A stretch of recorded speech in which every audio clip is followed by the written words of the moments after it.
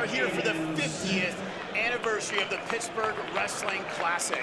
My name is Tim Rice, along with Mason Lindenmuth. We've been here all afternoon watching some great wrestling, but we're here for our feature matchup tonight. Team USA taking on Team Pennsylvania. And we're getting things rolling right away here at 114 pounds. Representing Team USA, Klein from Granite Hills High School. He comes in with a record of 121-12. Team USA will be wearing the red singlet all night long. Aiden Smith in the blue, representing Team Pennsylvania, Notre Dame Green Pond High School. He is from Allentown, Pennsylvania, 152-18 on his career. He is a two-time Pennsylvania state champion. Two future Big Ten guys here with Klein going to Maryland, while Smith, who's in on the single leg, he's headed to Rutgers, looking to go backside. We got Whizzer here for Klein, looking to circle out. Smith on that head inside single. Klein trying to get himself to the edge. Closed whizzer for Klein. And as you mentioned, trying to find that out of bounds. It looks like he's going to do so. So out of bounds, no score here to start things off, but some good action here at 114 pounds. I actually ate dinner at the banquet last night with Aiden Smith and his family, and we talked about this match. I asked if these guys had ever hit. They hit back in, I believe, the 2022 Super 32 round of 32 or round of 16. It was Smith winning 5-1. They both know this one's going to be a lot different. They've gotten a lot better since then. Both these guys very similar styles. Quick, very explosive, good with their elbow controls. As you see, Smith goes for his elbow control duck there. No score, 45 seconds to go in the first period. Kicking off our main event of the night here at the 50th anniversary Pittsburgh Wrestling Classic. I mentioned Smith's accolades, two-time state champion, 152 wins. Klein, 121-12 on his career. He is from California, Chula Vista, California, and as I mentioned, wrestles for Granite Hills High School. We go out of bounds with 23 to go. Still no score here. As I mentioned, both these guys headed to Big Ten schools. We could be seeing this one for years to come. And this is the first of 12 matches tonight. Looking re-attacking Smith, trying to run corner. Klein able to square up. See some of that quickness out of both guys. Smith doing a nice job of jumping out of the way. As I mentioned, we have 12 matches tonight. We're starting off here at 114 pounds. Just not wrestling the 107-pound weight class. To 108 now this year. We change the weight classes every other year, it seems like, here in the state of Pennsylvania. 107. We end up with 0-0 at the end of the first period. We'll head to the second with the coin flip. Klein's choice, he's going to go down to start the second period. Smith really good on top, not the biggest turner, but he puts in a lot of work with hook and ankle, head lever, big chops, can get to cross wrist, so we'll see how committed he is to this ride to start the second. As I mentioned, Klein isn't a state champion, but as a reminder, and most of you in the world of wrestling know, California is a single-class state, so everybody's in that same weight class, which obviously makes it a little bit more difficult to become that state champion. And it's also the biggest state in the country. So Smith trying to get to work on top, doing a good job controlling that cross wrist currently. Yep, he's got the cross wrist now. Klein able to seal off on the right side. Smith now, as I said, he's really good with his ankle hook. We'll go head lever here and break him down flat. He really impressed me at the state tournament. He was just able to beat down guys in this position and wear them out in the bottom position with just this exact hold. And he's able to break down Klein flat. That's huge to start out this second period. Aiden Smith wrestles for one of the powers in the state of Pennsylvania, Notre Dame Green Pond. Private school in the Lehigh Valley area, so they're pulling from a lot of different school districts in that area. Really strong wrestling area. They've been doing some damage in the AA division in the state of Pennsylvania. Again, Pennsylvania, AA and AAA, two divisions. Aiden Smith wrestling against the small school division in AA. AA's better. I said it. I was going to say, the small schools this year, talk about a school like Faith Christian, Bishop McCourt. Talk about some national powers that are on that AA scene in the state of Pennsylvania. Actually very similar to Bethlehem Catholic a few years ago. They decided to make the jump up to AAA though. So we'll see if some decisions are made at some of these AA powers in the state of Pennsylvania. But Aiden Smith 0-0 in the top position, 44 seconds left in the second period. He's working really hard in this top position. You can tell he's committed to his ride. Granby here by Klein. Smith able to fall, has the ankle hooked. Klein was looking to go switch, with good follow by Smith. Yeah. Now back to this ankle trap. Klein had that hand on the inside of the thigh. It looked like he might be able to make something from that, but Smith regains control, figure 4 on the ankle. Just staying down on that ankle. He's got to work up here, though. Able to, now slides a leg in. Wow, that was kind of nice transition there. Leg just kind of flew in for him. And actually, this is the kind of riding that a lot of the rule changes that they're trying to implement in the college to try to get rid of this kind of riding, where he's riding that far ankle, pinching on that near leg, trying to avoid those positions from top. But Smith is doing enough right now. I'm not insinuating that he should be called for stalling here, but they're trying to get rid of that ankle trap because, you know, you saw it a lot last year at the college level, and this year it's cleaned up a little bit more, but it's not fun to watch guys just double knee pinch on an ankle and ride out, period. So Smith gets it done, though. As I mentioned, not fun to watch, but he gets it done. So he has that 0-0 going into the third, and he'll choose bottom. I had a good time that period. I did not. All right, Smith looking to put the first points up here after a big ride out there. Smith number 2 in the country at 114 pounds, while Klein number 20. Klein going half off the whistle, now gets Smith broken flat. I thought actually Klein went a little bit before the whistle, but didn't get called for the caution. Able to secure that tight waist on there a little bit deeper. I thought maybe my head glitched and I was the only one thinking that. Smith up to his feet, fighting hands, now dropping down is Klein. This is a position where he could probably just try to hold on here the best he can, but Smith's able to break the lock. No escape awarded yet, and there's the 1. Smith takes a 1-0 lead, now tries to jump over, he's going backside. Almost rushed out again where Klein was able to get that arm up. Yeah, I was gonna say, you gotta be careful jumping there, get that leg caught, and guys can pull you under. Again, just back to youth wrestling basics there, gotta clear the legs before you can spin around behind. Unable to jump around behind. So 1-0, 1:13 to go. Lots of action, but not a lot of scoring here at 114 pounds in our opening bout. What will be hopefully a great dual meet between Team USA and Team Pennsylvania. If it's like anything like our last duel was with Team Whippeal and Team Jersey, it's going to be freaking sweet, man. Yeah, WPIAL coming away with the victory over Team New Jersey in our undercard. One of our undercards. We also had our first women's dual meet match where Team Ohio took out Team Pennsylvania. It was like 39-16. Sounds about something right. like that. Seems like a lifetime ago, but it was only just a few short hours. Yep. Aiden Smith here with the short hooks near the out of bounds, and we get a restart with 43 seconds. So hopefully we're getting ready for a big sprint to the finish, see who can put their team on the board first. Smith's getting a little bit slower back to center each time, I've noticed. I'm wondering if he's starting to feel a little bit after putting in all that effort in the second period ride. See if Klein's able to take advantage here as he's starting to get Smith to bite on these fakes. No stall warnings on Smith to this point. Now Klein coming now, re-attack by Smith. Still rolling here is Klein, no takedown, and there it is. Yeah, nice patience by the official there, waiting for the situation to kind of settle itself, and Smith able to pick up the takedown and probably puts the nail in the coffin here for the 114-pound bout as he tries to put PA up 3-0 to start. He's got 10 seconds to ride it out. Must have been that fish at the banquet last night. Klein's gonna get the late escape, but it's not gonna be enough. Aiden Smith puts Team Pennsylvania on the board. 3-0, wins the 114-pound bout, 3-1 the final. And he's headed off to Rutgers after this. Right after this? Potentially. It's not too far from Notre Dame Green Pond. Like an hour away, I think. Big shout out to Notre Dame Green Pond coaches. As I said, they built themselves quite a successful program there. Aiden Smith picking up that win.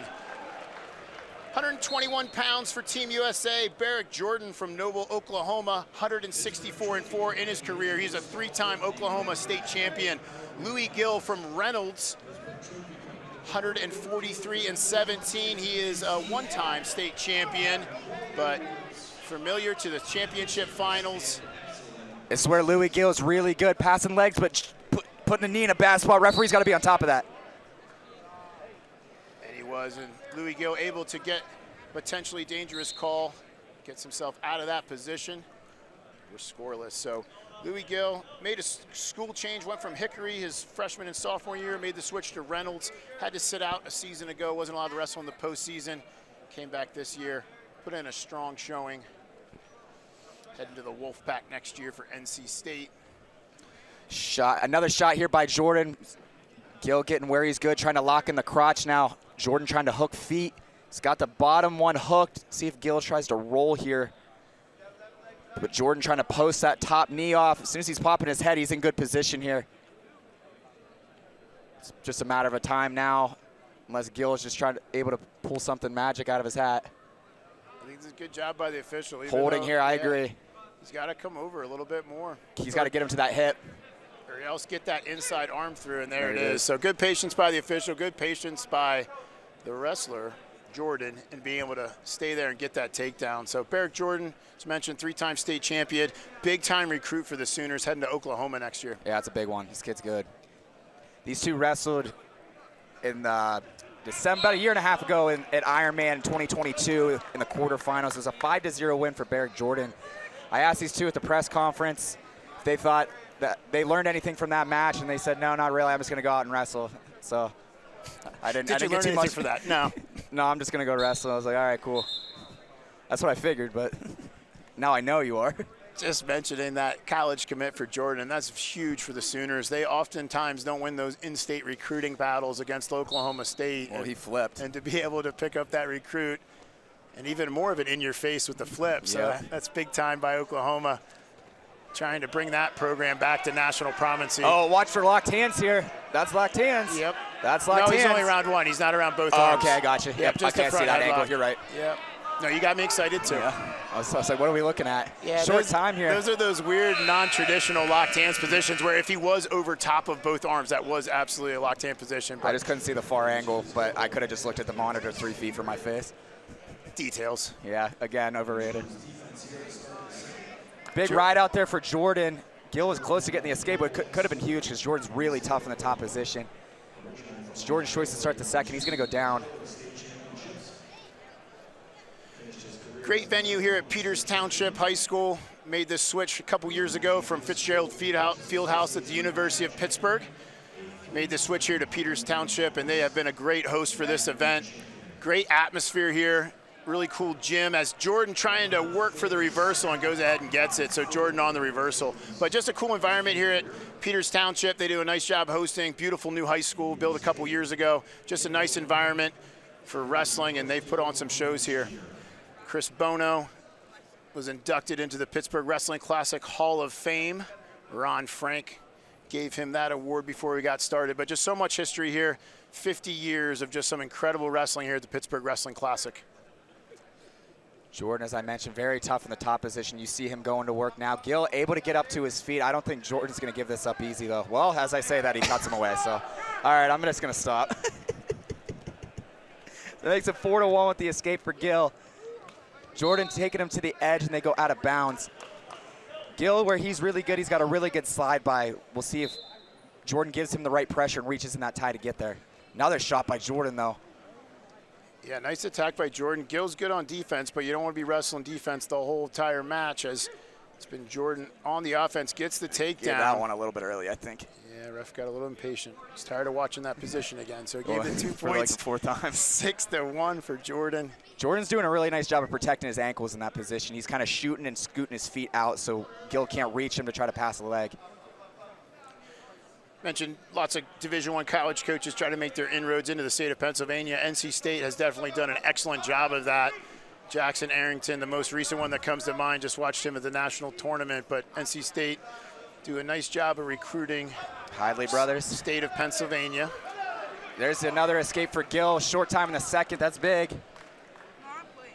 Going to make it 6-2. I believe it is Gil's choice to start the third as well. I assume he'll go back down, because why not? Gil is going to go down. We'll see if Jordan looks to ride. Nope, he's just going to cut him. Mentioned 50 years of the Pittsburgh Wrestling Classic. So many people, it's put so much work into this event. It's not just a one match. First of all, there's 3 dual meets that need to go into this, and all the coordination, the flights, the hotels, all this work that gets done behind the scenes. They put on an awesome banquet for these wrestlers. They treat them right. Cliff Keene does a great job with the warm-ups, giving them all this cool gear. They really treat these guys right. Press conference today. Dinner afterwards tonight. So just a nice event all around, and the money goes to a great cause, going to the Boys and Girls Club It's Louis Gill trying to get something going here as he trails 6-3, third period. There we go. Jordan staying on his offense. He's not scared to get under Gill, and you see he's bringing a physical hand fight now, taking Gill towards the edge. You see Gill kind of leaning that right hand, trying to go over collar so he can try to get that slide by. Jordan's just hand fighting. Yeah, Jordan with the 3-point lead, not backing off, just really winning that hand fight, putting the pressure to the edge. Louis Gill's just having a hard time with that physicality right now that Baric Jordan is giving him. Yeah, evading and dropping to a knee is not the best way to score here, but we got a minute to go, so anything can happen here. Gill's just got to find a way to get to one at least. Weird little foot fake there by Jordan. Did you see that? And a feint out. Oh, it was a physical shot. Back to the same position again for Jordan. He's going to pop his head. Got both legs controlled, but Gill still fighting. It's just a matter of time here.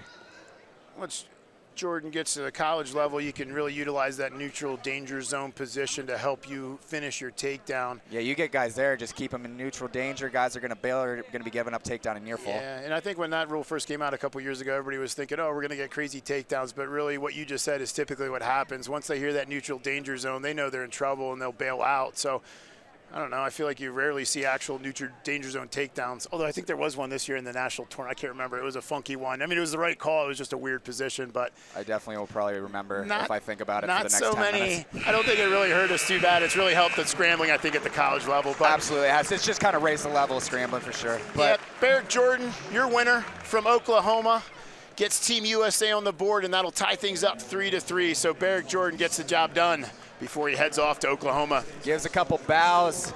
And he's out of here.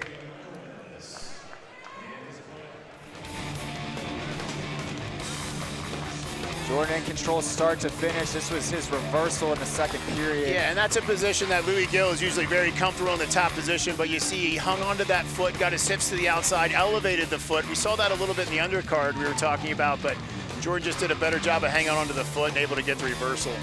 We'll move on to 127 pounds for USA. We have J.J. McComas from Stillwater, Oklahoma. He is 136-22. He's a two-time Oklahoma State champion as he's trying to go around behind. You're looking at Chris Vargo from Bentworth, 133-12.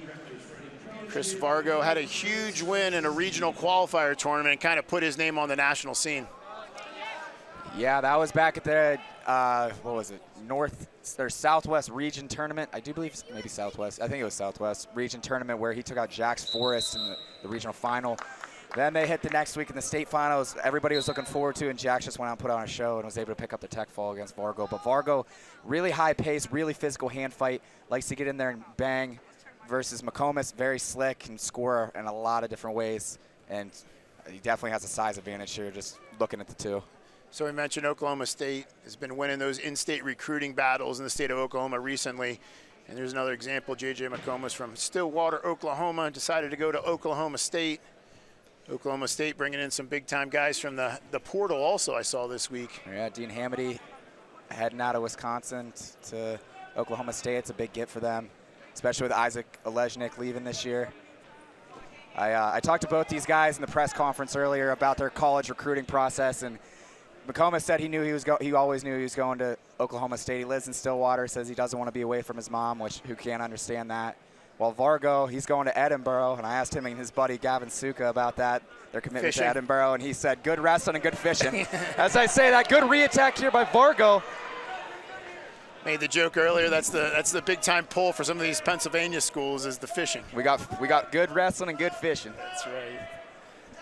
Vargo hanging on to the legs, got to try to build up. McComas getting in a better position here to try to break that lock. We got 10 seconds in the period. We might run out of time. Vargo just has to stay tough, and he does it. So we'll end the first period scoreless. Good action here in the third bout of the evening. Again, I'm Tim Rice along with Mason Lindenmuth. We're here at Peters Township for another great event. Our main card, Team USA, Team Pennsylvania. Team Pennsylvania trying to get the job done. Yeah, double up on the night after taking out Jersey. The Whip Heel taking out Jersey last round. Could be big. Be the first time in a few years Pennsylvania's won this duel. McComas up to his feet right away. Vargo looks like he's going to cut him. I forgot to mention this last night at the banquet. Vargo won the Whippeal Wrestler of the Year award. Very big deal. Pretty cool thing. Yeah, the Whippeal we mentioned there in the undercard, and there's a nice shot by McComas trying to build up out the back door. Controlling ankles is Vargo. See if he just tries to pinch here. McComas got it, as we talked about earlier, he's just got to keep advancing this position. And now he's starting to get weight on those heels, getting in better position. Vargo trying to pass. He's able to pass, still not in the best position. Now we got to be careful of hips here. Hips and knees here. Vargo's got to be careful with his shoulders. Still trying to pass. Watch knees here. Trying to referee from the table here. Stop that. Stop it, please. So we get a potentially dangerous call with 1:10 to go. As I mentioned, the Whippeal, very strong area of the state of Pennsylvania, the southwest region of the state. That southwestern area of the state took on New Jersey and was victorious. Came down to the heavyweight bout. Yeah, I believe it ended, what, 27-19? And with Brennan Morgan hitting a little frogger to get the tech fall to clinch the duel. Yeah, if you haven't seen that, I'm sure that'll be up on the social media stuff or on the main sure it already page. is. But Brennan Morgan from Central Valley State champ kind of put an exclamation point on the win when he did the frogger hop. It wasn't even a flying squirrel. It was literally like a frog hop. He turned around and jumped over him backward. It was pretty sweet. It's a way to cap things off. So got to win in style sometimes, Tim. Again, we have 12 bouts. We are in our third. Pace slowing a little bit now, coming down towards the end of the second period. And you mentioned Vargo typically likes to go on that high pace, so you got to think this maybe is a little bit of an advantage for McComas, although absolutely, I'm sure he's got a decent gas tank himself. Yeah, this kid can wrestle. McComas, I believe a four-time, maybe three or four-time Oklahoma State champ. Two-time. He, but Fargo runner-up, Super 32 runner-up, third at Ironman. This kid's wrestled on the biggest stages. He actually has a long-standing rivalry with Jax Forrest himself. Vargo's choice to start the third. He's going to go down. We'll see what McComas has for him on top. McComas is good with a leg ride. We'll see if he goes to it.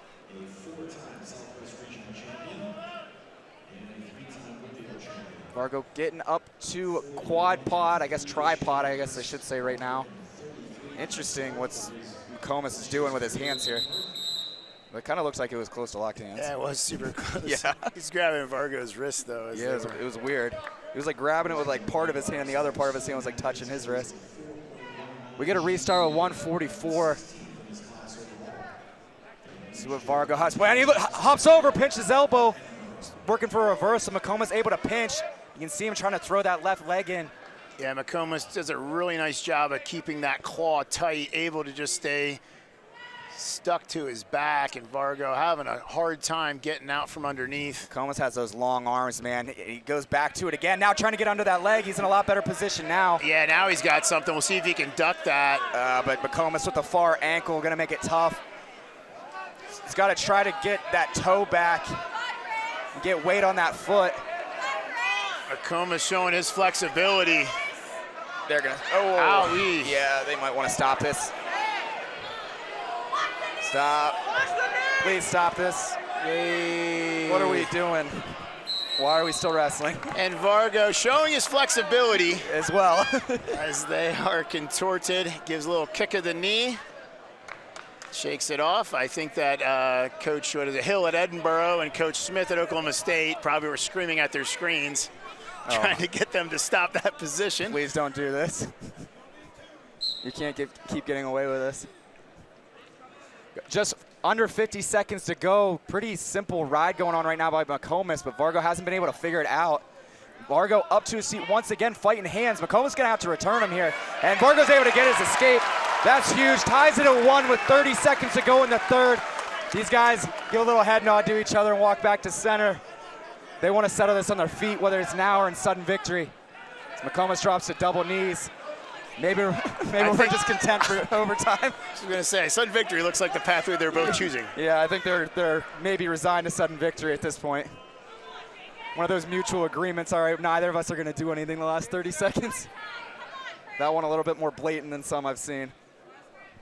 So no stall calls on either wrestler, no caution. So We're all square. The penalty charts are clear, and we'll get ready here for the overtime period. 1 minute on the clock. Any score wins here.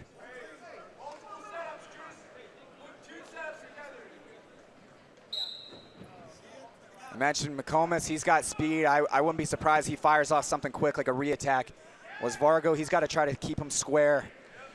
If this thing's settled on the mat, I don't really know who you'd give advantage to. I guess I'd give a slight advantage to McComas. He made things a little bit more hard on Vargo, but. Yeah, and if he really had to commit to, he doesn't have a stall call yet. Tied up in these finger tie. Vargo looks to go low ankle. His down block now kind of stabbing at a leg was McComas.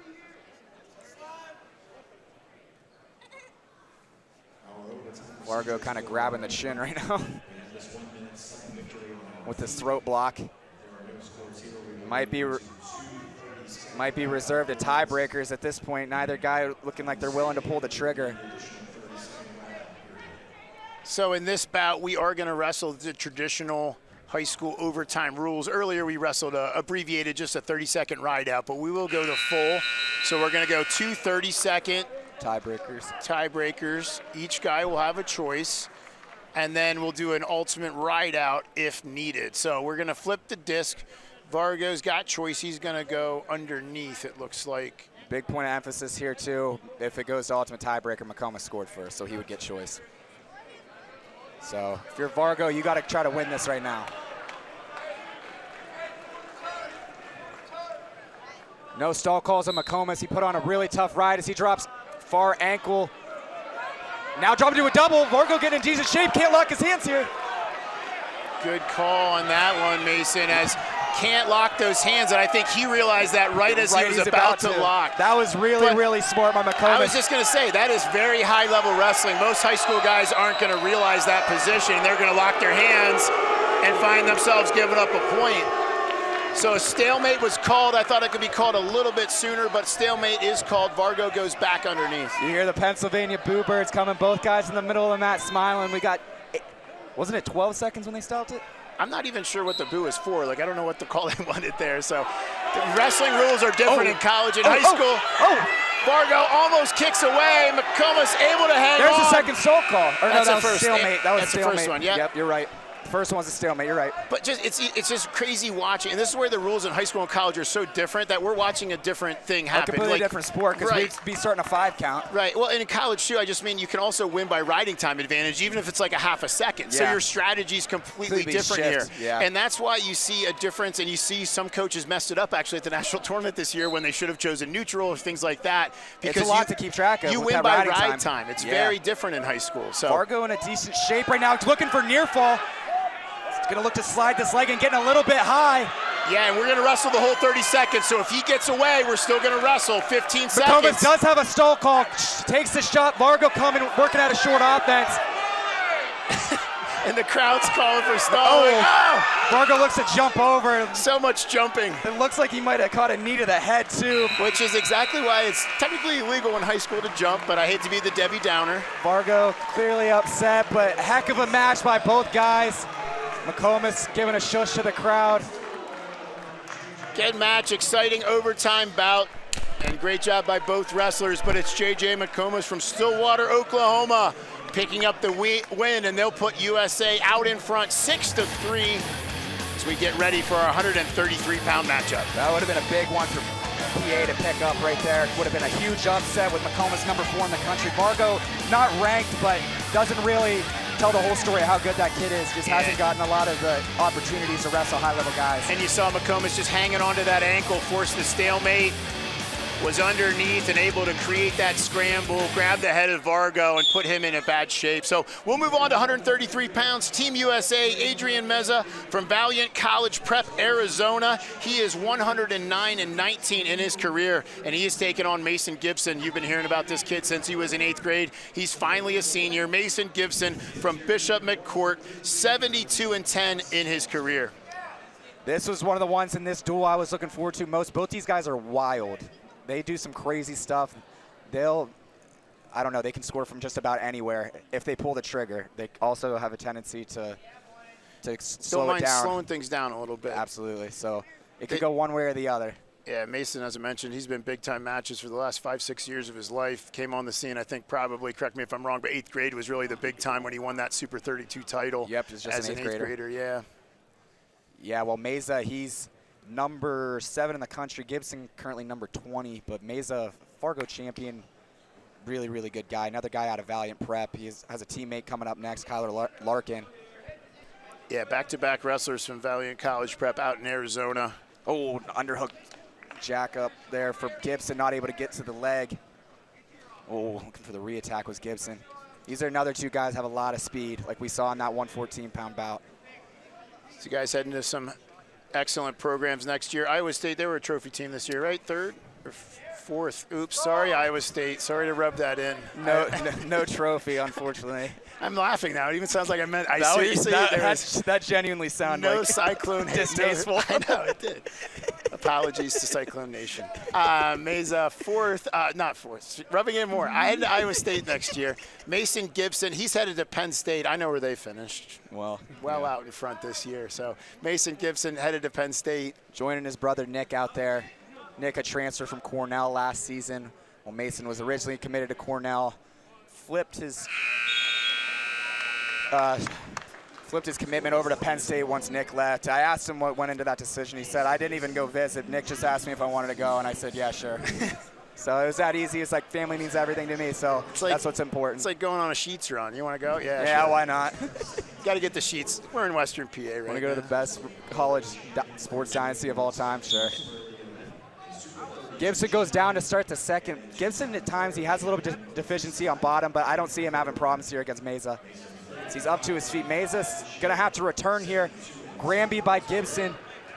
He's going to get his escape. Yeah, good action by Gibson. Just keeps moving, gets the escape. Nice job by Mason Gibson. Gets on the board first here at 133 pounds. The problem with Gibson has never been the talent. The kid has so much talent and just natural ability. It's just sometimes he has a little bit of brain farts in matches. Sometimes over wrestles positions, just gives up unnecessary points, and it gets him in trouble.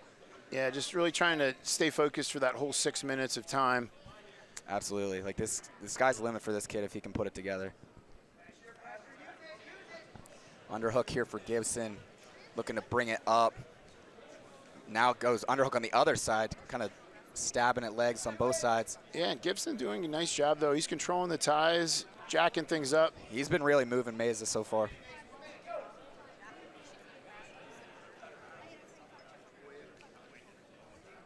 Under a minute to go here. Another big snap from Gibson, kind of snapped himself under, but able to get out. Haven't really seen much of a committed attack from Meesza at this point, and it's mostly because Gibson's kind of been all over him in these ties. Back to this underhook.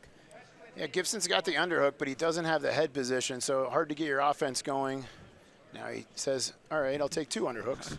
All right, who needs head position? I'll just take both his arms. Now it doesn't matter what side your head's on.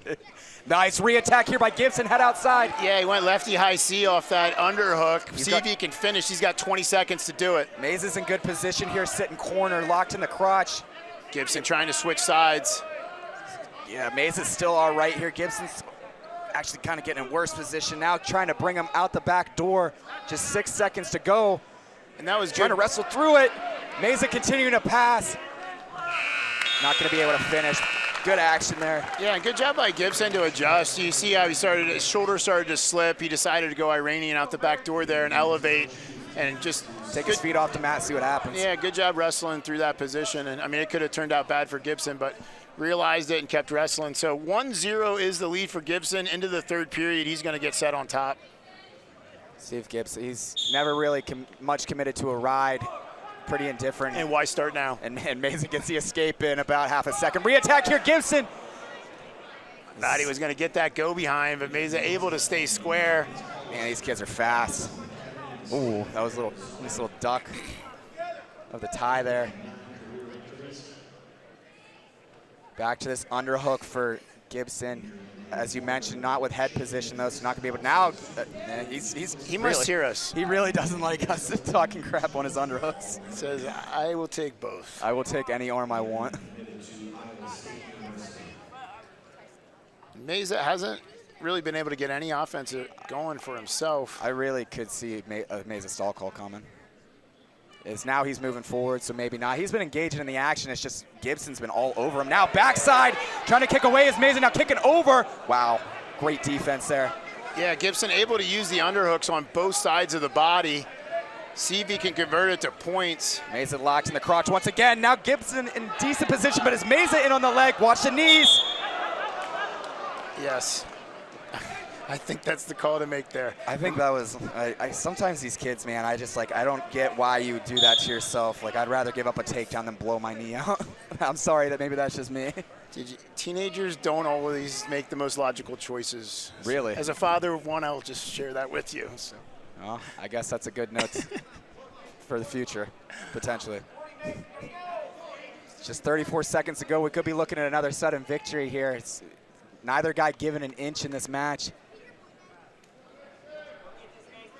So we may be headed for another overtime period. You know how it works now, though. You got 1 minute and then 30 seconds, and then a 30-second overtime ride out. First points were scored by Gibson, so he would get the choice if we get that far. He's trying to jump over. And you said that goofy stuff, and that's a good example. It's a tie. Oh, he touched the arm! With 5 seconds on the clock, Mason Gibson. Wow, that was sweet, man. I'm gonna need to see that replay. So he tried to jump, didn't work, goes back for the more conventional duck under. The more conventional, I'm just gonna duck his arm and double leg him. Oh my gosh, that was sweet. So number 20 in the country takes out number 7. Mason Gibson does it in his home state. Hey man, he earned that one. He pushed the pace start to finish. Yeah, Gibson Here all comes the over jump him. over. Now bull rushes him, duck the arm. Nice, duck through, just stayed with that position, comes out on top. So Mason was over at that point. Yep, Gibson's gonna tie things up 6-6. Team PA versus Team USA. Man, this duel already living up to the hype. Yeah, we're ready to move on to 139 pounds where we'll see the teammate of Meesza, Kyler Larkin from Valiant College Prep, Arizona, 112-16, and he is taking on Cooper Hornack from Burl. Hornack, 156-27 as he tries to slide by. Slide by to Merkel, takedown. Yeah, we'll see if he can stretch him, see if he wants to get some back points here. He's gonna try. Hornack's really good on top, and he's good here. He's gotta be careful not to choke him though. Maybe think about Spladle. And Hornack, see if he's gonna stretch him or just kind of bail out. What do you say, a little Spladle action? Nope, I guess not. These guys both pretty lengthy 138 pounders, or 139 I guess I should say. Pretty long, scrambly for the weight. So I talked to them in the press conference. I asked if there's any keys to victory in this, just knowing these guys wrestle pretty similar, and they said, no, I'm just gonna go out and do what I do. So another pretty solid answer to that question. Yeah, Hornack, he's a state champion from the state of Pennsylvania in AA. He's 156-27 in his career. Actually mentioned Columbia earlier in the broadcast, but that's where he's headed. Oh, he tries to slide by again, kind of rushed it. Gives up kind of an easy takedown. Larkin's gonna cut him right away. It's gonna tie it at 3. Hornack went to the well one too many times right there.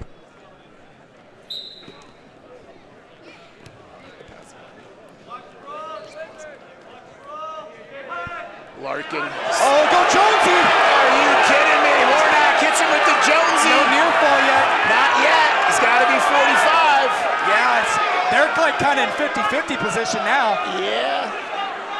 Burl coaches aren't happy. They thought he had it.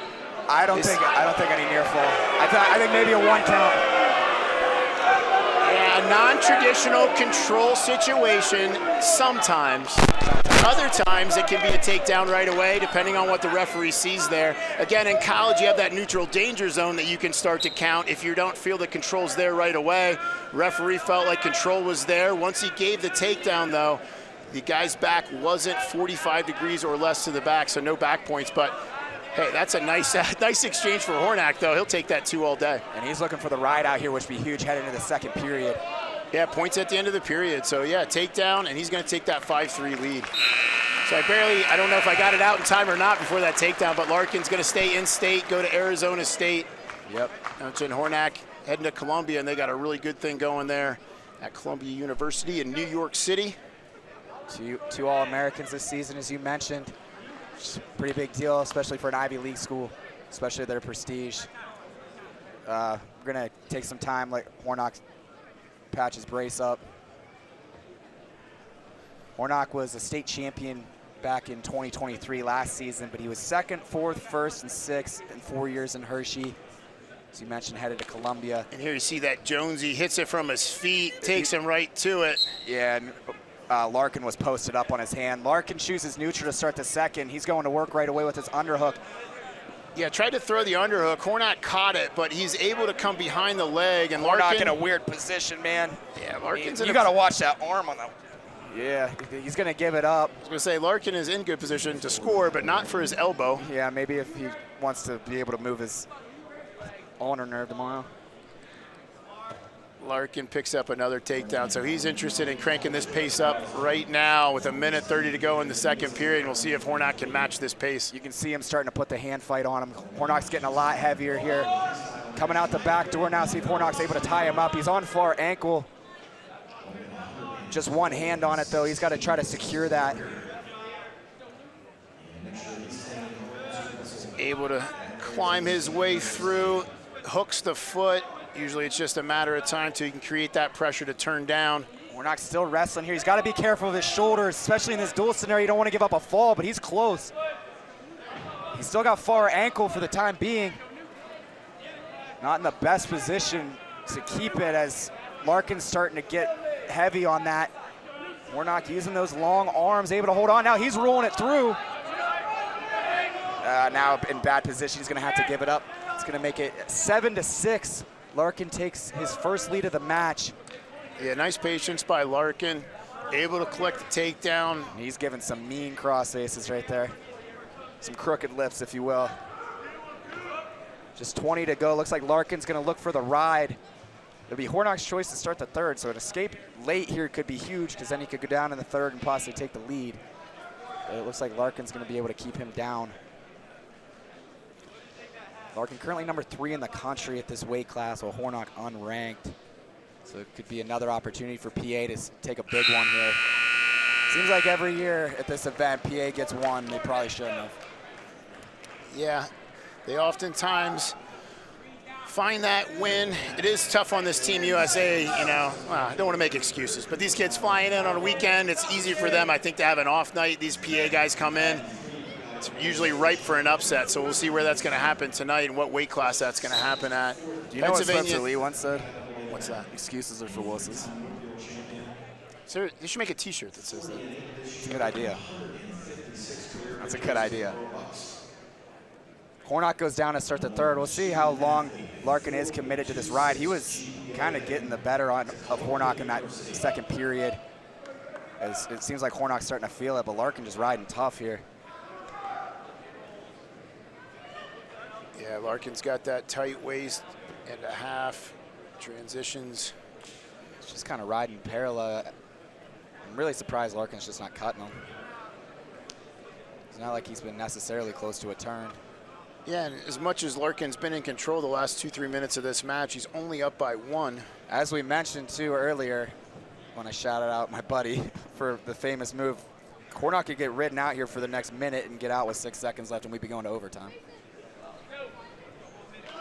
So you'd rather just cut him now, have it be tied, give yourself a full minute to get a takedown, but that's not what Larkin's thinking about, and Hornack doesn't seem that invested in getting up anytime soon either. Yeah, Larkin trying to work a cradle. Back hook trap for Larkin now. Hornack's just glued to the mat, man. He hasn't really even gotten up past his base.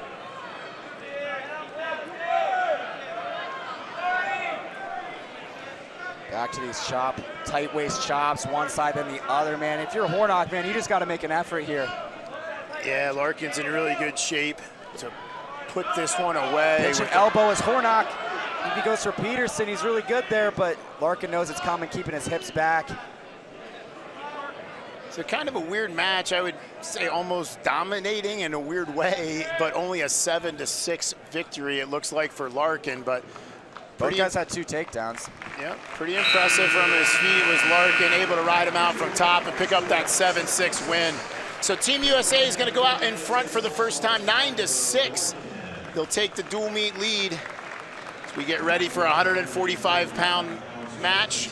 This should be a good one as well. It's going to be a great one with two nationally ranked wrestlers. Yeah, man, here's that jump by Hornack. Just Larkin posted up on that hand, man. That could have been a match change if he would have been able to pick up a two-swipe. Yeah, held him there beyond reaction time, able to get the takedown, but not able to get any near fall. Eventually, we ended up in a stalemate position. This is where Larkin almost snaps his arm in half. Doesn't care about his arm as he's worried about the two-point takedown. Yep. Long hair don't care, as they said. Great job by Larkin, gets the job done. So 145 pounds, Team USA, Alex Braun. He's from Woodbury, Minnesota, Woodbury High School. 256 wins in his career, 256 and 37. He's a two-time state champion in the state of Minnesota. He's in the red singlet, taking on Jack Consiglio from Malvern Prep. He is from Lansdale, Pennsylvania, Malvern Prep. About 45 minutes west of Philadelphia in the state of Pennsylvania. Very tough prep school. He is a three-time prep champion, 131 and 18. Jack Consiglio, man, up to #1 in the country now after Pearson Manville taking a couple losses. It's Braun trying to go near leg in for Merkel takedown. Now they're getting rolly. This is where Consiglio is really good, just in these kind of weird, funky scrambles. He has good hips, able to like follow guys really well. Yeah, it looked like Consiglio might get stuck in a headlock there, but he looked like he was comfortable with that position and just worked right through it. He's very comfortable. I talk to his dad a lot at tournaments and see him just about every weekend, and he gives his dad a heart attack. He's over there taking pictures right now in his corner. So no control yet. I still don't see control, neither does the referee. Now we're in trouble. He's close to giving up the fall, man. He's gonna get pinned. Yeah, that's a decker, man. That's huge win for Alex Braun, man. That just kind of came out of nowhere. It kind of shocked me. Yeah, the crowd got real quiet. Yeah, it took the breath out of the room. Alex Braun, the Oklahoma commit, another big commit going to the Sooners, takes out the Stanford commit. Consiglio knocks off the #1 guy in the country here at the Pittsburgh Wrestling Classic. So huge win for Alex Braun. Didn't get to talk about him too much or his opponent, but a first period fall for Team USA, and that's going to be tough to come back from for Team Pennsylvania as they find themselves down 15-6. Yeah, down 9 just like that, man. Like I said, it kind of took me by a shock. I didn't even know really what happened out of nowhere. Well, you mentioned Consiglio used to wrestling in some tricky situations. Sometimes that can bite you. I was just going to say we were both a little bit too comfortable with him wrestling there. And clearly he was too. Yeah, got stuck in that cradle. Tough to come out of cradles. So we'll move on to 152 pounds. Team USA, Miguel Estrada from Frontier High School. That's Bakersfield, California. 71-3 as a high schooler. 3-time state champion in the state of California.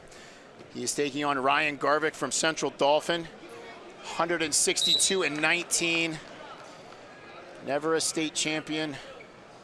Always a state runner-up. Yeah. Great high school career, but man. Never a bride, always the bridesmaid. Yep, always fell short there in the state finals against some really tough competitors. Yeah, he hit some hammers the last 3 years in the state finals. Guys like Ty Waters, Asher Cunningham this year for State College. It's Estrada getting in on the big double leg, and he's looking for near fall. Garvik able to base down. Garvik, you mentioned, from Central Dauphin, not Dolphin. Historic program. Coach Jeff Swagger, been there for a long time.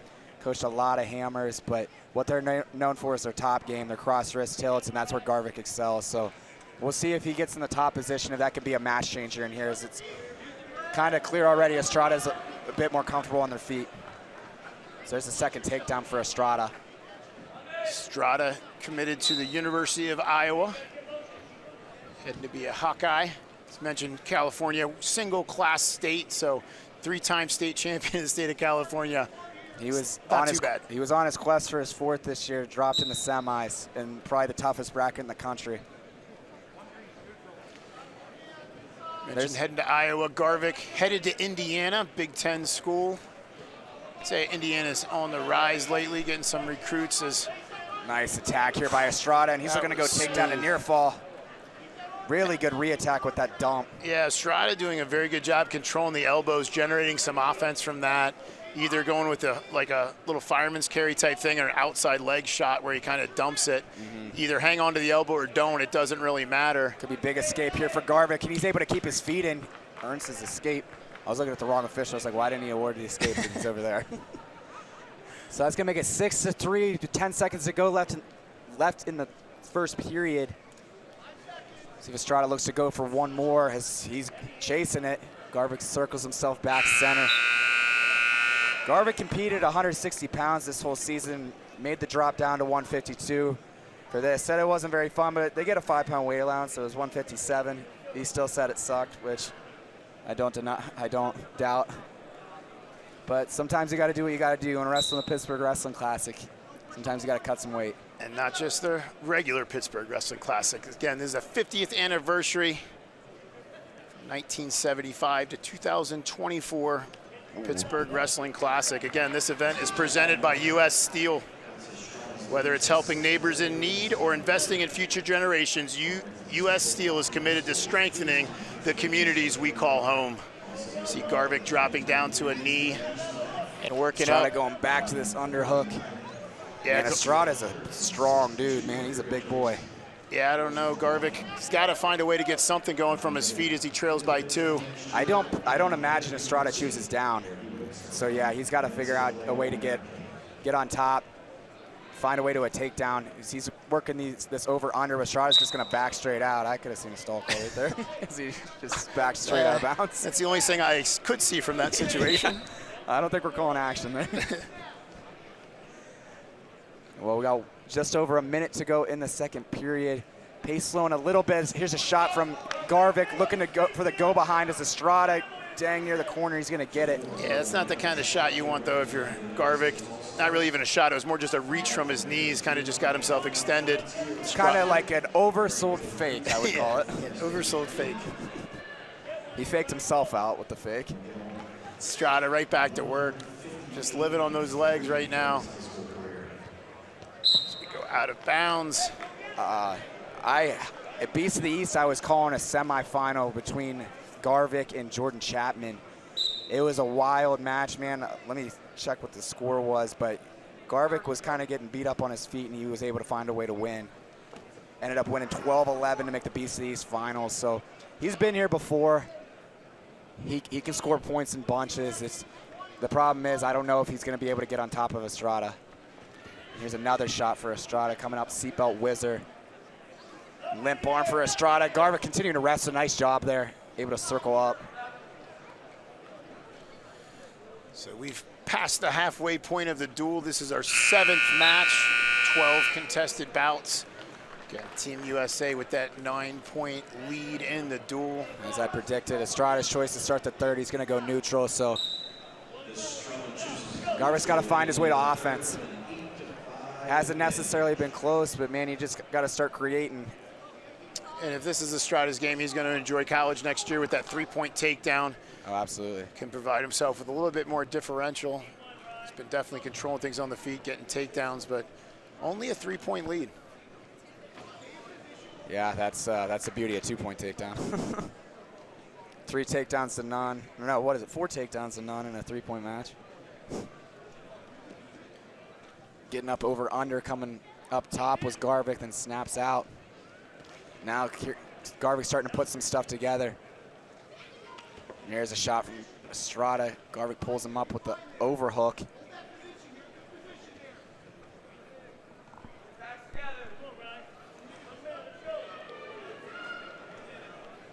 Nearing the last minute here in the third period. Garvik still not necessarily close. Yeah, Garvik trying to get some action going a little bit more with the fakes. Got to think maybe dump fireman's. Yeah. I don't know how he's going to get 2 takedowns when he hasn't gotten one yet with 45, so he's got to look maybe takedown and back points. He's got that elbow pinch. You got to be thinking like fake dump, fake snap, and that's not going to do it. Yeah, Garvik reaches Estrada, able to get the weight to the hands, come around behind and pick up the takedown. 10-5, make it 10-6 after the escape. Now Garvik's got to look big. Another shot here. There's for that elbow Estrada. control. So outside leg dump, controlled the elbow, able to put him on his back briefly. It's kind of like a sweep dump where he's just like circling the corner and pinching that elbow down. He gets so deep on the corner, the hips just follow. Yeah, it's a win-win. I mean, if you can hang on to the elbow, it makes it even easier to finish. If you lose the elbow, you can still, you're still in great position there. Great matchup by Estrada, controlled it start to finish, 6 takedowns to none, put on an impressive performance. So Miguel Estrada, your winner at 152 pounds, puts Team USA up 18-6 after 7 bouts.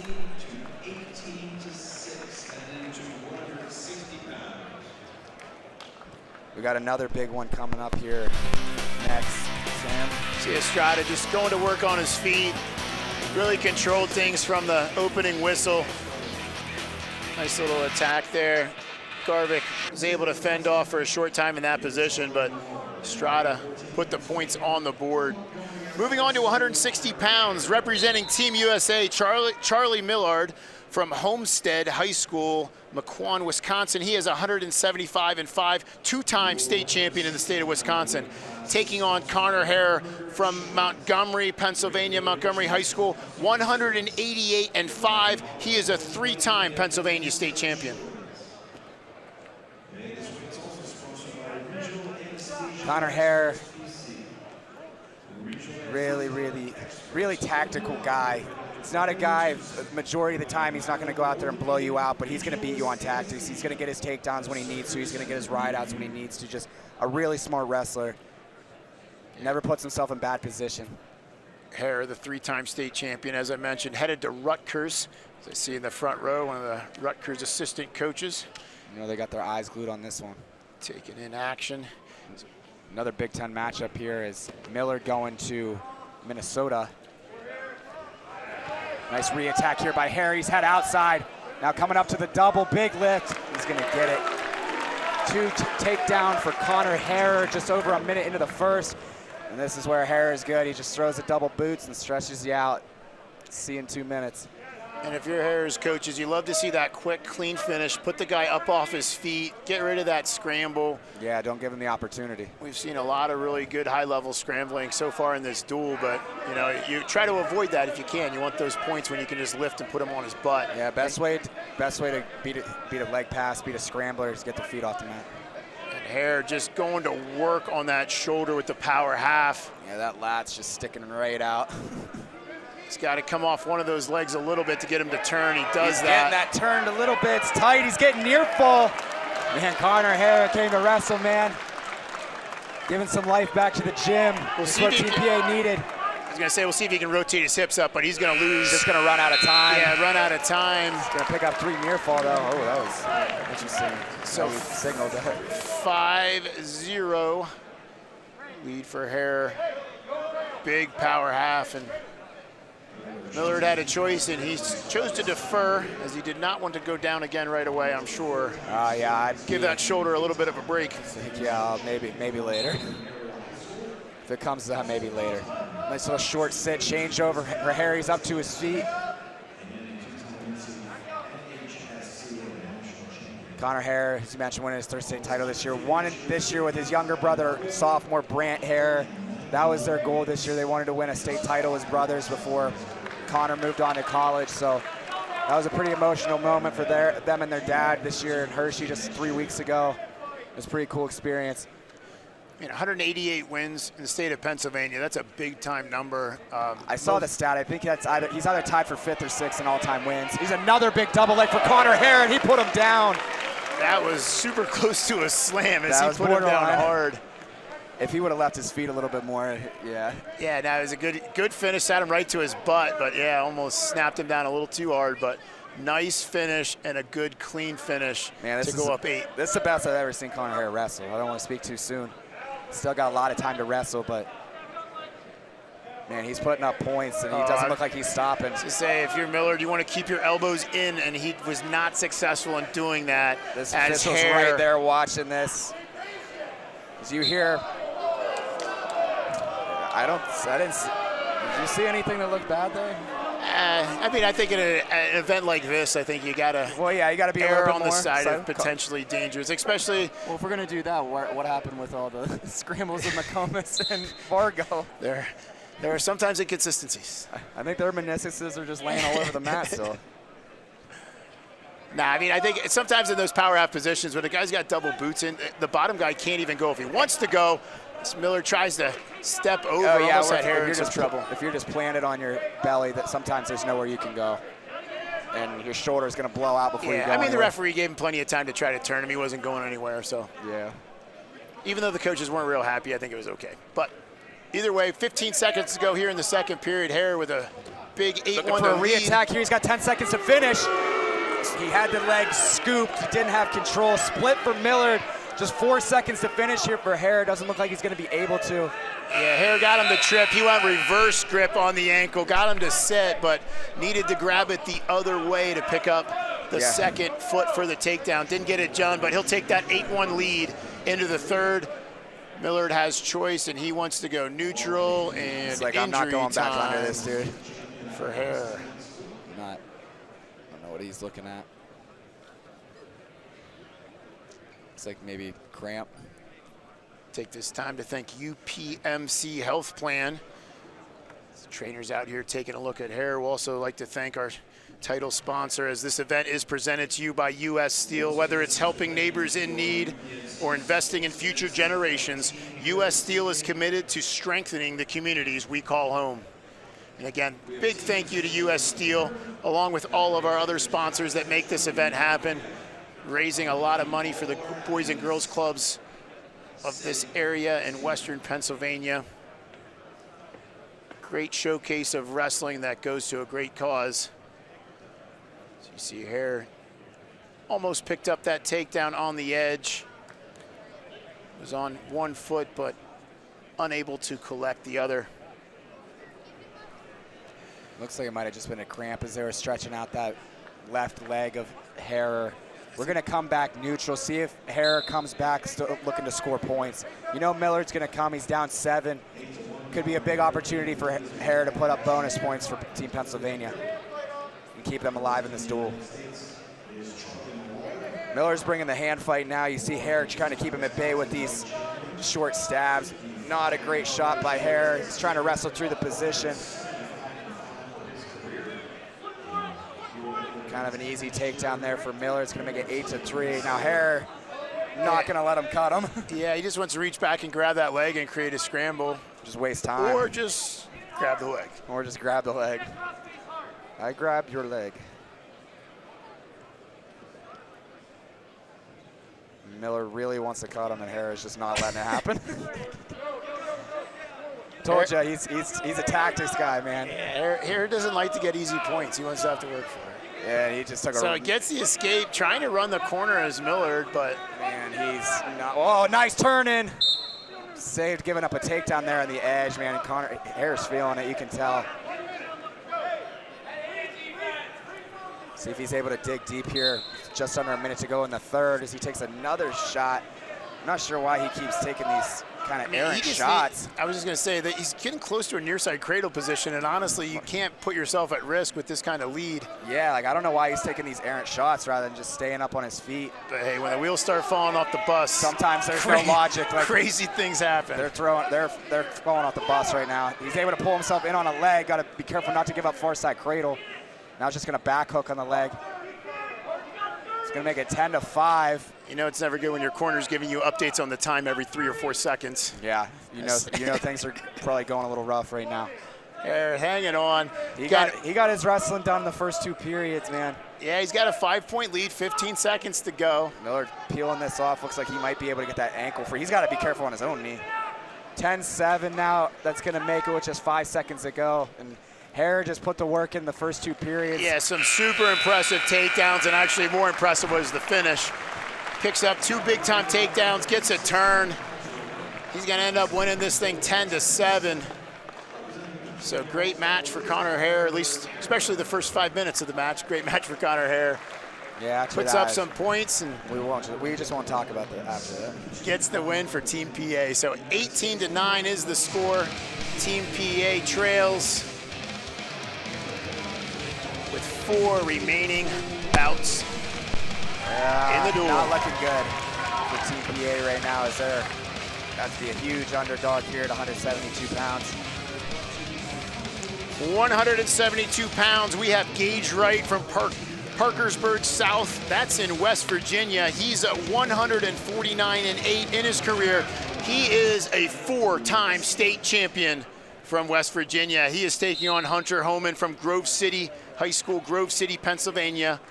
Homan is 136-15 in his career.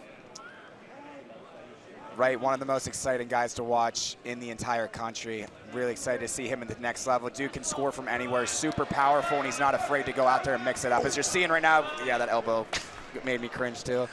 Gage Wright is just so powerful and explosive. I was worried that he'd rip that arm off. He was just going to rip it off on the way around. Gage Wright, Virginia Tech commit, talking about that next level. That's where he's heading. Hunter Homan headed to American University. He's trying to horse him over. Homan, a very solid guy in his own right. 3-time Pennsylvania State medalist. He's been 7th, 2nd, and 4th the last 3 years. He's headed to American next year. These guys hit earlier in the season at a Powerade, and it was a 9-3 win for Gage Wright. So we'll see if Homan's able to make any adjustments. Gage Wright went on to win the Powerade tournament very impressively in the finals. Took out the #2 guy in the country. Burton was #1 then. They were 1 and 2. They swapped position at the time. Because Burton beat him to be semis late with late takedown, and then Wright beat him in Powerade finals with late takedown.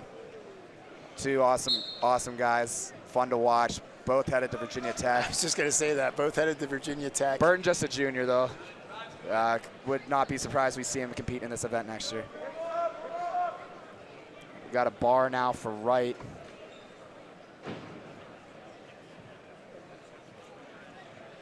Homan working up. Mentioned there's 2 4-time champions, state champions, 1 for each team. This is Team USA's 4-timer. Team Pennsylvania's 4-timer will be coming up at 2:15. That's Ruin Lawrence from Fraser. Able to slip the arm that time was Homan, but Wright's able to bring him back down. That's locked hands. Or no, there's another side headlock Front situation. headlock again. You got to get in better position to see that. How am I going to get it? Well, I guess, again, to just look at the monitor 3 feet from my face. That's what you yell at officials when they miss those calls. You got to get in better position. Should I just yell that at him now from here? That's exactly what you do. You missed it. You're allowed to scream whatever you want. You pay for a ticket, right? Yeah, word. I didn't pay for a ticket. I was close to locked hands again. So good effort there by Homan late in the period. Yeah, we mentioned the Wright big-time favorite in this matchup. Homan, he came here to wrestle too. Wants to go out on a good note. Representing Grove City High School here, and he finds himself trailing 2-1 to the #1 guy in the country. He made Wright work hard in that top position in the first period too, with all those mat returns. And if there's one thing I can tell you about Gage Wright, is like he's a guy, some matches he gets tired because he just puts out so much energy just going for these throws and these crazy moves that he fully expends himself. So that could be a path of victory here for Homan. Just wear on this kid, make him work hard, don't give anything easy. Here comes a nice little hip roll for Wright as he was looking for the reversal. No escape awarded yet. There's the escape for Wright. It's gonna make it 3-1, just 15 seconds into the second. Yeah, we'll see if Homan can keep it close here and keep this maybe to a regular decision. Things might get interesting in the final dual score. Pennsylvania definitely has 3 big-time guys coming up in Tucker Hogan from Daniel Boone. He's a 2-time state champ.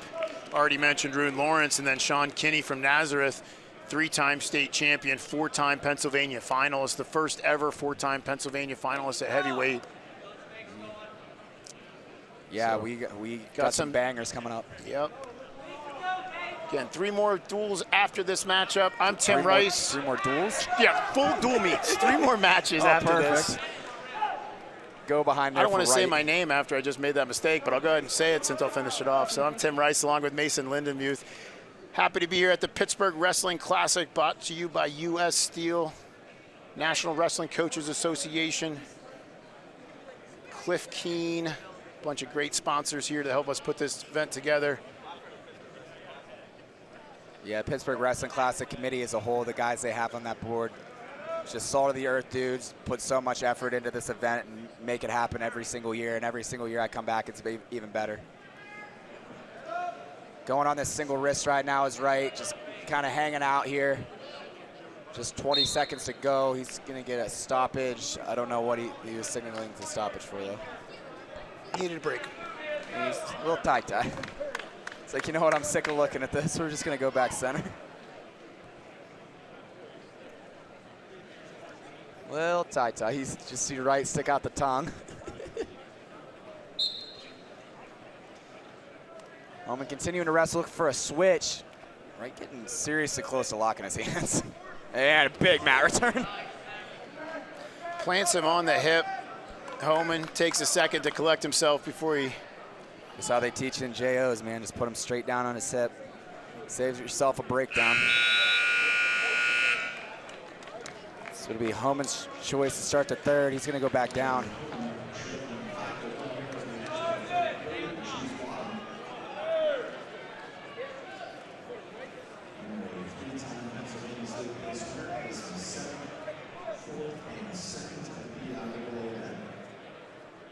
Shaking the arms out is Wright, now hopping back up on top. See how committed he is to this ride. You know, Homan's gonna work really hard underneath there.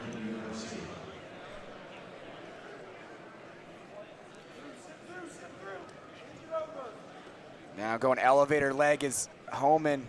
Looking for this switch. Oh, he's gonna pick up the reversal. That's gonna make it 5-3. I liked what Homan did there. I haven't really seen that too much. He actually grabbed his own leg, so he came over top of the arm, and instead of getting on the opponent's thigh and creating that pry situation, he grabbed his own leg, and it pretty much just trapped Wright's arm, and he was able to work through that switch position. I haven't seen that before.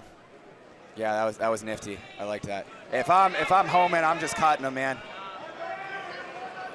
No, keep wrestling, keep wrestling. They're gonna give up a reversal on the edge, man. That's no bueno. Well, if you're rooting for Team USA, it is. No, I'm just saying that's just bad tactics right there by Homan. Yeah, you gotta get your escape or get your points and then get out of there. But he finds himself, after all that good wrestling, right back where he started. Getting back set underneath. Yep. Right back where we started the period.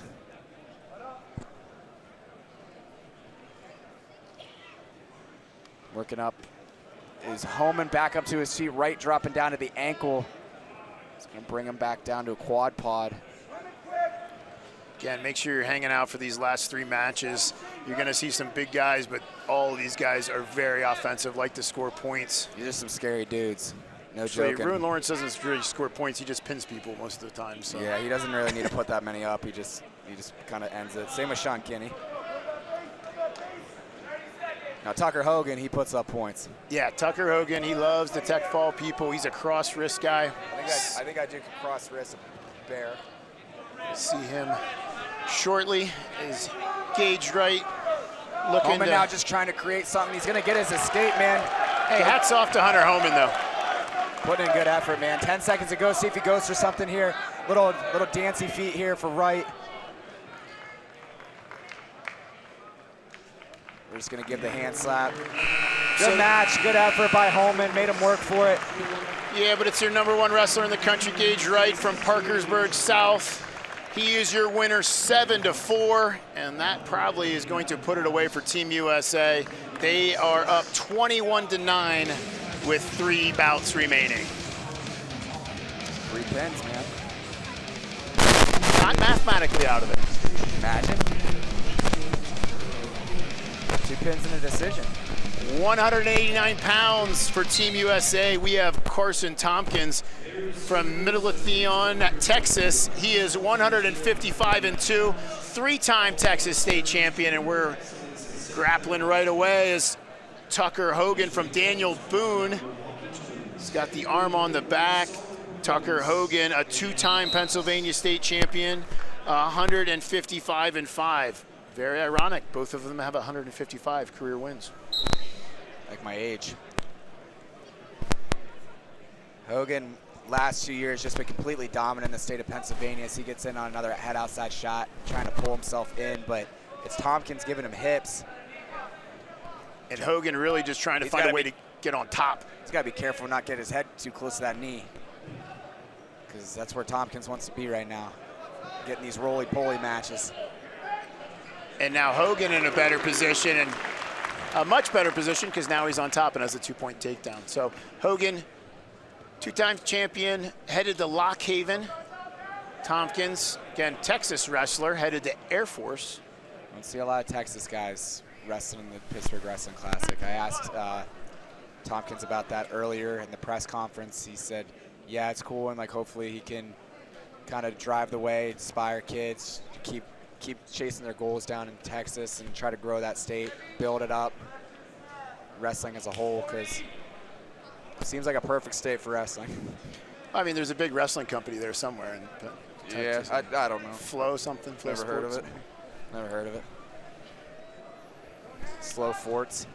So Hogan up 2-1 momentarily, but it's getting in a little bit of a weird scramble here. Tompkins has got to get weight on this knee, and he's going to be able to pick this up. He's got to get weight on that knee and get that leg back, but it's a good hold by the official. Now it's starting to look more like 2. That's a takedown. Good wrestling there by Tompkins, wrestling through it. I can't see what Hogan has. Nothing. Yeah, he just has. Yep, that's a takedown. Hogan last 2 seasons, 93-0, 2 state titles. How many of these were bonus? Like 82 falls, 11 forfeits, 32 tech falls in his career. He only had 19 decisions. Doesn't like to go and wrestle 6 minutes. Yeah, he's scared of getting tired. That's what I read. Leg comes in on the right side for Tompkins. Now double boots in, trying to stretch out Hogan. Tucker Hogan, coached by his father in the corner here. Always a nice moment. This would be potentially dangerous as Hogan came up to his feet with Tompkins on his back. That always creates weird situations in high school wrestling at the high levels. College. Cradle locked up. I said Hogan better be careful getting that head to his knee. He's getting a little too comfortable there. Normally he can get away with it because he's got so much length, but Tompkins got some length to him himself.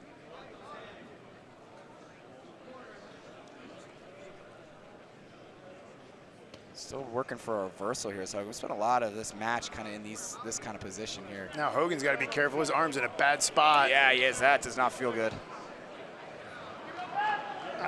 Getting swipes now. I believe he got a 2 count. I'm not 100% sure that was criteria, but yeah, it looked like he was a little bit higher off the mat. But 3 criteria for back points. Shoulder has to be on the mat, 45 degrees or less. Both shoulders within 4 inches, or else a high bridge. Nerd. It is amazing how many people watch wrestling for so many years and don't actually know the criteria for near fall. I don't know that I do, honestly. I just act like I do. That's what everybody does. Yeah. Isn't it? No matter where you're at in the gym, you can always see it better. Oh yeah, 100%. Isn't escape for Tompkins gonna make it 6-4 now? See if Hogan can get on back on his offense. He's kind of been just getting caught up in these scrambles with Tompkins, and Tompkins got the better of him. Hogan trained by Chance Marsteller at Stellar Trained. I asked him at the press conference earlier what effect Chance has had on his wrestling ability, his career, and he said he just made him tougher, and going in there and getting the crap beat out of him by Chance every day just makes him tougher. And it clearly shows, but Tompkins kind of has his number right now, a short time to go in the second. It will be Tompkins' choice to start the third, too, I believe. I just thinking about Chance Marsteller, getting excited for this freestyle season coming up. Yeah, just about less than a month away, like 3 weeks away until Olympic trials. Yep, up in State College this year. That's going to be a great event. I will be heading there myself. Can't wait for that. Yeah, that'll be sweet. Some incredible wrestling on that Friday and Saturday. April 20th, I believe, is the weekend. Quite literally the best wrestlers in the world. Hogan just gives Tompkins the escape to start the third. He's in on a single leg right away. He's got to protect his ankles here, though, on this finish. So that's where Tompkins kind of been getting him. But he's able to get his foot back to the mat. A seatbelt whizzer here. We were talking a lot about a Hogan in the top position, but we haven't been able to really see him there go to work yet. But we'll see what he can do with 1:42 left in the match. Trails by 3. He got that takedown right off the bat and went for his cross wrist. Ended up giving up the escape. And then it's kind of been all Tompkins ever since. Yeah, it's just so weird to watch Hogan wrestle without him turning someone. Every match I've seen him wrestle. It's so weird for me to be watching Tucker Hogan in a third period. Yeah. I don't know if I've seen it. So he's on the leg, trying to finish, but really just kind of hanging on. Legs caught. like to see a stalemate here possibly, and as I say, they're starting to build up. Puts him on a hip. He's just got to protect those ankles. Like I said, man, got to always protect your feet, man.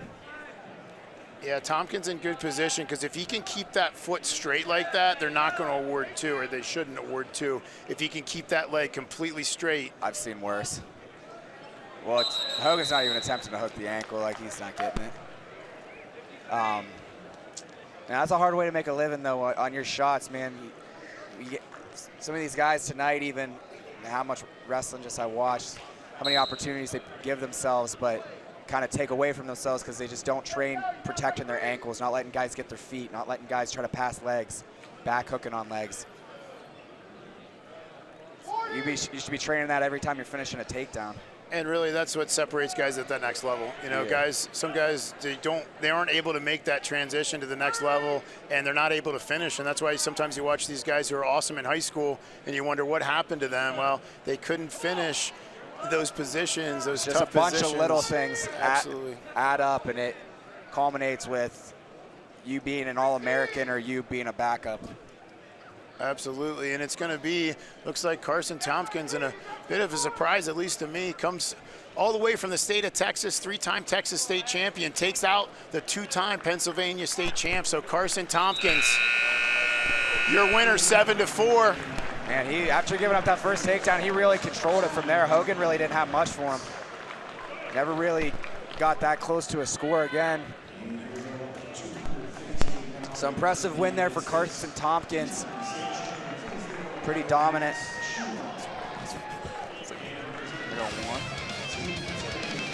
So we'll take a look at that again.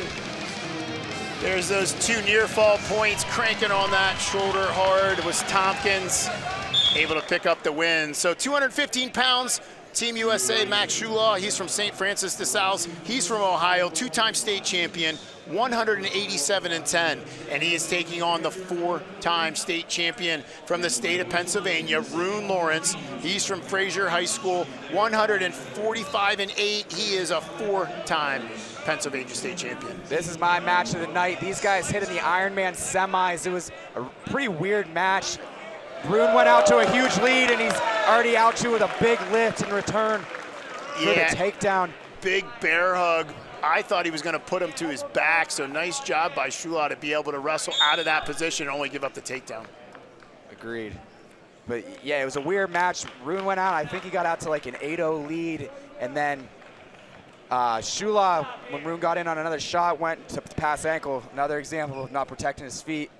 Passed ankle, Braun hurt his knee, and so he just had to gut it out the rest of the match. Ended up winning 10-5. But I talked to them in the press conference earlier today. What are the keys to victory? What did you guys learn from that match? And Shulaw said, I learned a lot. I got to protect my legs. I got to get to my hand fight and kind of wear on them early, not go down big early. And Braun said, I just got to protect my ankles on my finishes. I got to finish clean. And Shulaw trying to work that underhook. Lawrence not intimidated by that position. Fights right in with his overhook and an underhook of his own on the far side. Nice snap by Lawrence. Shulaw able to circle out. Shulaw going to the University of Virginia while Lawrence going to West Virginia. So we got a little battle of Virginias here as well.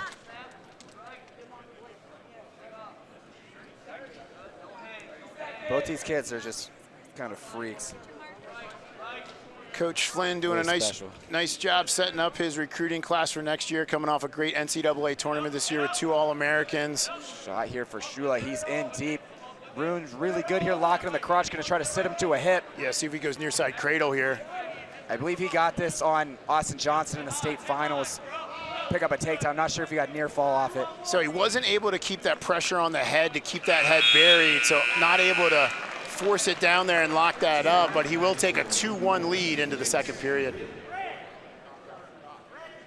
Mentioned Ty Waters was here earlier, hanging out, All-American this year, finished 4th. 4th at 149 pounds, yep.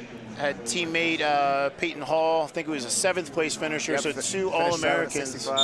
Yep, 2 All-Americans for West Virginia. Oh, big Granby off a mat return for Lawrence.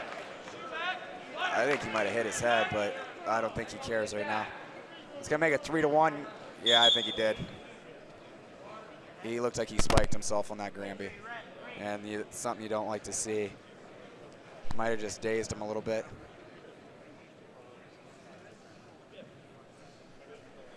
Yeah, as you were saying, got a rich history here of All-Americans and NCAA champions at the Pittsburgh Wrestling Classic. And as we were saying earlier, Rocco Welsh, Ty Waters were here earlier today. Both those guys competed in this event a year ago. So true freshmen, All-Americans, with Water finishing 4th at 149 pounds. And Rocco finishing 2nd at 174 pounds. While Tyler Kasak was also competed in this event a year ago. He finished 3rd at 149 pounds, beating Waters for 3rd. And just an interesting fact this year, out of the 10 national champions at the weight classes, 6 of those guys have wrestled in the Pittsburgh Wrestling Classic. So, I mean, you got to get your hands on a program here sometime. Actually, you got to come out here to Peters Township High School some year. It's a great event put on by the guys here at the Pittsburgh Wrestling Classic and the committee. Put on a great event every year, but if you look at that program, I mean, it's just a who's who of wrestling, just All-American after All-American, national champions. You name him, he was probably here. Yeah, so guys at UPMC Health are taking a look at Bruin Lawrence right now. Again, UPMC Health.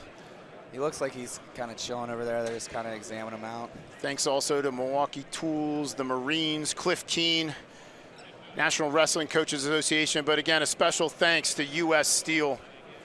Again, this whole event is presented to you by U.S. Steel. Whether it's helping neighbors in need or investing in future generations, U.S. Steel is committed to strengthening the communities we call home. And hopefully, indeed, Bruin Lawrence is strong enough to come back, and it looks like he is. Always want to take care, especially with any kind of potential head injury at these kind of events. Probably because he wasn't wearing headgear, right? Yeah. Oh, yeah. Headgears protect that. Oh, yeah, it saves everything. So you know, Shula's not afraid either. He just comes with a big club right away. Yeah, he says, "Welcome back." Whoa. Yeah, these guys are going at it now. Get this guy a helmet. We're worried about his health. Yeah. Get him a headgear. Yeah. Couple headgears at least. Re-attack here for Shula. Lawrence looking to go on a re-attack of his own. So Shula definitely trying to get the pace picked up here in the second. He goes kind of knee pull, but he's going body lock now. He gets a takedown. This is where Shula's probably his best position, really good on top. Yeah, Lawrence got into a little trouble. I thought he was going to bail out, but he was actually trying to come out the back door. Yeah, he was just trying to like throw and bail. Now here's a side headlock position. Again, in high school, you can stay here as long as you want. In college, you're going to get a 5 count that forces you to do something from there, but Shula forces the stalemate as Lawrence gets set down underneath, and I'm not convinced that Lawrence is firing on all cylinders right now. I think I could be wrong. It just seems like he's kind of collecting himself. Not often Bruin Lawrence gives up takedowns. No. That's the equivalent of like my car getting stolen for him. I look over here and I see the medical staff starting to get up and walk over, so I'm not sure if they want to put an end to this also. He's still wrestling here. I mean, obviously there's no way to tell really without him saying, but he's still wrestling here. Gonna step over, gonna get close to reversal, gonna get his escape, take the lead 4-3. Oh, he's kind of blinking, man. Going drag, re-attack, doesn't matter. Gotta protect his feet, and he does this time. Nice re-attack there by Lawrence. So he's going to take a 6-3 lead, it looks like, into the third period.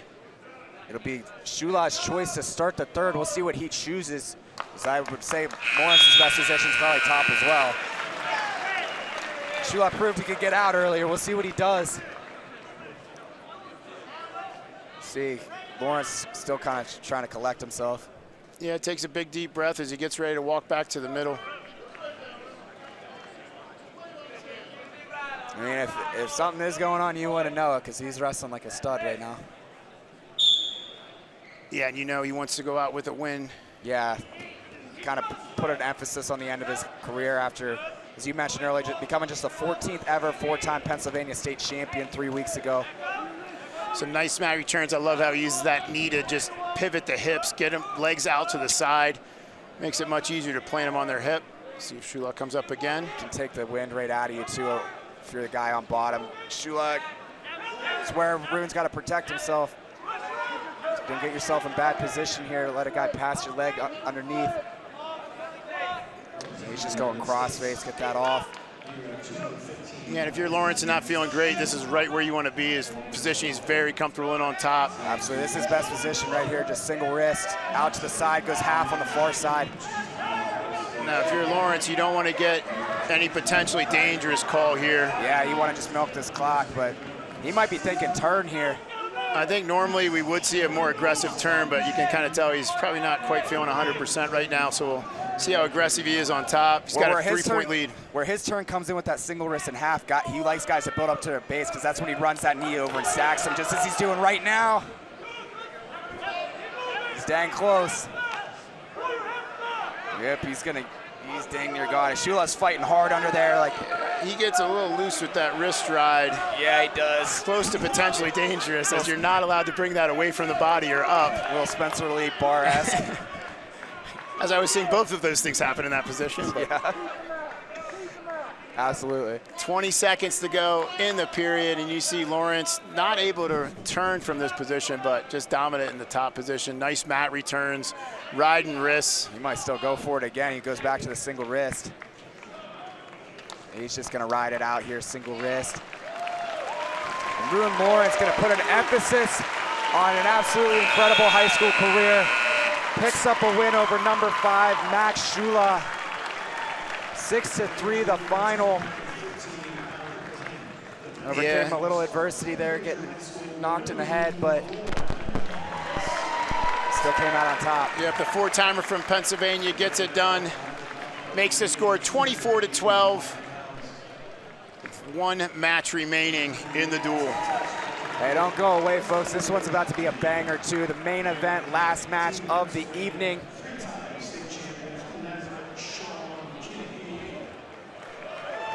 And what could be one of these wrestlers' last ever wrestling matches. Representing Team USA at 285 pounds, Coy Hopke. He's from Amory, Wisconsin, Amory High School, 168-2. He is a 4-time Pennsylvania state champion. I'm sorry, Wisconsin state champion. Like, was he really? And he's taking on, from Nazareth, Sean Kinney, 125-5, and he is a 3-time Pennsylvania state champion. So a 4-timer from Wisconsin, a 3-timer from PA. See who comes out on top here this evening in the final bout of the 50th anniversary of the Pittsburgh Wrestling Classic. Ooh, Kinney's still fighting this off somehow. I'm not sure, but it looks like Hopke's pretty close to getting this. He's only got one leg right now. It was a weird grip, and I think the call was right by the official. Yeah, it was a good hold for sure. Just kind of a weird reverse grip on the other leg, but stayed patient with it, able to go ahead and get the takedown on Kind of Kinney. put Kinney in danger a little bit there too, where Kinney kind of had to make the choice if does he want to bail or keep trying to wrestle and possibly get put on his back. So Hopke headed to Minnesota. Not a far trip from Wisconsin. Oh yeah. And as you mentioned, Kinney, done with wrestling. He's going to go play football at Lafayette. Potentially. I'm holding out hope. That's right. You don't know until you know. Let's keep wrestlers in wrestling forever. Oh, they're still in bounds. They're still in bounds. Kenny's elevating the foot, still controlled by Hopke, which is correct. If he gets under that shin, he can turn back in on this. Hopke's still keeping the, far ankle. Wow, I don't know how he got a hand on that one. Coming out the back door now is Hopke, and he's going to get himself out of bounds. Impressive recovery there for Hopke. He looked like he was in trouble. Yeah, as you can see, both these guys very athletic, big men. Hopke pretty small build compared to Kinney. I would say, like, I know he weighs a decent amount less, but pretty bulky.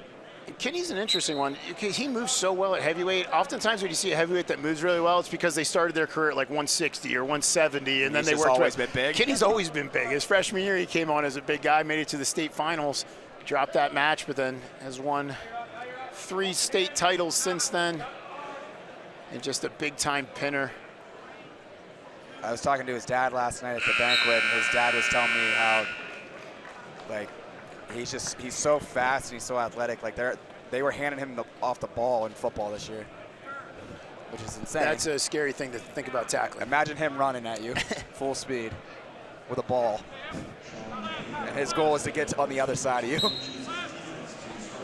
So Kinney trying to hold his base as he trails 2-0. Yeah, big ride out there for Hopke, and now he's getting right back to it. See a lot of these guys tonight been working on this single wrist ride. It's a big thing right now. It's close and locked hands, I thought. I think it was more than close, but yep. Yeah, okay. Why is everybody locking hands tonight? Roll by Kinney, but Hopke staying down on the leg. Kind of has that ankle trapped. Now Kinney going shin wizard. He should turn center and try to kick. Coach Crowell agrees with you as he's screaming to kick. Well, now he's about to get cradled. Yeah, I was just going to say, you don't want to come back into it. It's going to be hard to cradle a big guy like Kinney. We'll see if he can do it. He's got it locked. We'll see if he can take him. See if he commits to it. Oh, he's taking, but Kinney just kicks him through. Better be careful over there. Yeah, be careful. That's many members of the Wrestling Classic Committee over there. This thing might not exist next year if we get rid of them. Took out the planning committee. Yeah, well, you killed the event. Nice job, guys. He really killed it. Hopke's doing a nice job. Nothing fancy on these rides, just a little bit at a time. Kind of ugly, if you will, just making it happen, dropping down to legs, getting in some rolly situations. Kinney just kind of basing out here now. It's been a great event as we're winding things down, a period and a half basically to wrestle. Again, we started with our first ever women's dual meet matchup at 3 o'clock today. Team Ohio took out Team Pennsylvania.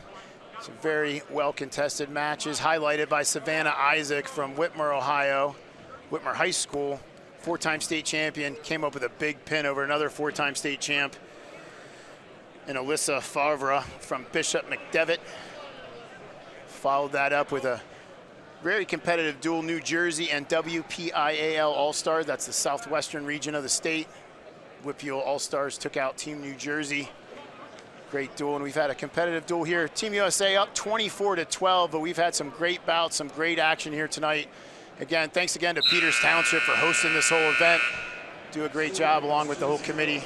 Again, thanks to U.S. Steel for making this event happen. I'm Tim Rice, Mason Lindenmuth. Can't wait to finish things up here. Third period, Kinney on top, trails 2-0. Last period here, just 2 minutes ago. Kinney really tough in the top position. We'll see if he gets to work, but Hopke going short sit right away, trying to change over. Kinney dropping down to the leg now, and locks broke. That's not a good look. No, this is bad for Kinney. He's getting extended. Yeah, Hopke's going to pick up the reversal. And Kinney just hasn't showed a lot of promise underneath, not a whole lot of effort.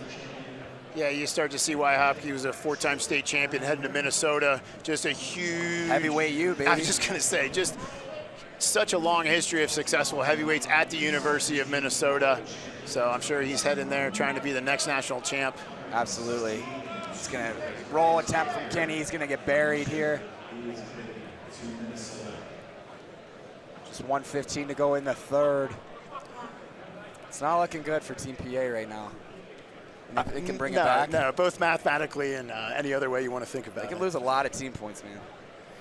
Just want to take one more chance to, again, thank you to U.S. Steel. This event is presented by U.S. Steel. Whether it's helping neighbors in need or investing in future generations, U.S. Steel is committed to strengthening the communities we call home. So thank you to them as Kinney tries to work up to his base a little bit.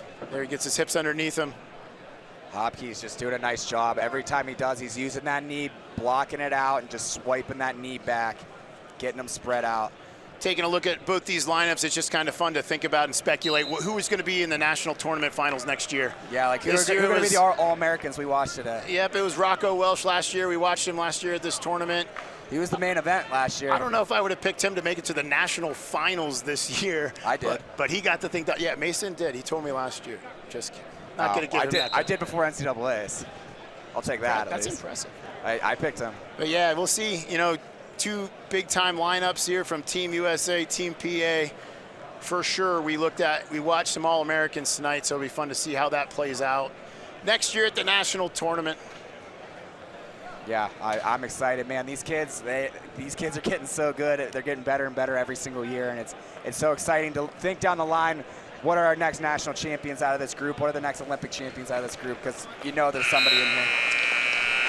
And there it is. Coy Hopke gets the job done for Team USA. That's going to be a final score. Team USA 27, Team Pennsylvania 12. Big win for Team USA. Coy Hopke getting the job done, number 5 in the country. So again, great night of wrestling. 50 years in the books for the Pennsylvania Wrestling Classic. Can't wait for year number 51.